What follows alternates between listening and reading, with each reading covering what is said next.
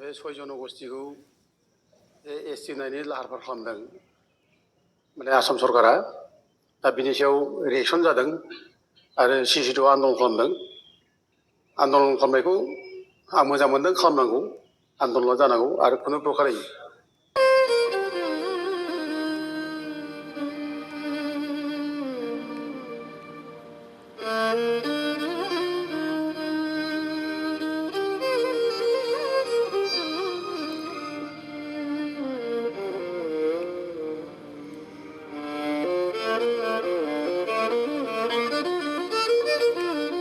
Hello लोगोफोर, फिन खेबसेबाव नोंथांमोनखौ आंनि बे चेनेलाव बरायनाय थाबाय लोगोफोर। आं दिनै मोननै आपडेट लाबोदों लोगोफोर, माने जोबोर इम्पर्टेन्ट, भेरि इम्पर्टेन्ट भिडिअ लोगोफोर।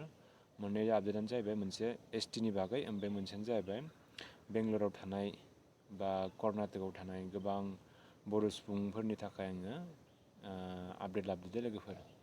दा आपडेटानो जाहैबाय लोगोफोर, गिबियावनो आङो नोंथांमोनखौ आं खावलायनो सानो लोगोफोर, नोंथांमोना बे आंनि फिसा चेनेलखौ मोजां मोनदोंबा साबस्क्राइब खालामबानो जाबाय, ओमफ्राय लाइक कमेन्ट खालामबानो जाबाय लोगोफोर, जाहाथे बे आंनि फिसा चेनेला नोंथांमोननि अननायाव जौगानो हायो लोगोफोर।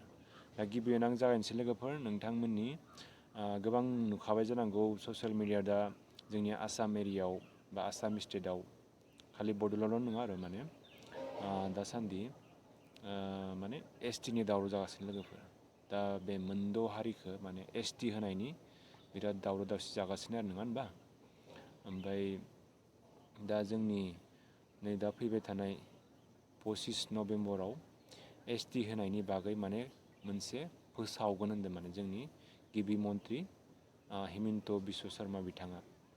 दा बिथाङा मा डिसिसन लाखो, दा बिनि थाखायनो जोंनि माने एसटि बा ट्राइबेल मानसिफोरा एसटि होनायनि मोनसे माने फोसावगोन होननानै बुंदों दा जोंनि आसामनि गिबि मन्त्रि हिमन्त बिश्व शर्मा बिथाङा। थारैनो होमारगोन नामा बेखौ गिनानै जोंनि ट्राइबेल मानसिफोरा गोबां सिसिटिउनि मोनसे मिटिं खुंदों दाख्लै। जिखिनि जोंनि ट्राइबेल मानसिफोर दंमोन गासिबो मोनसे ज' जानानै जोंनि आबसुजों लानानै गोबां ट्राइबेलफोरजों मोनसे सिसिटिउनि मोनसे मिटिं बानायदोंमोन।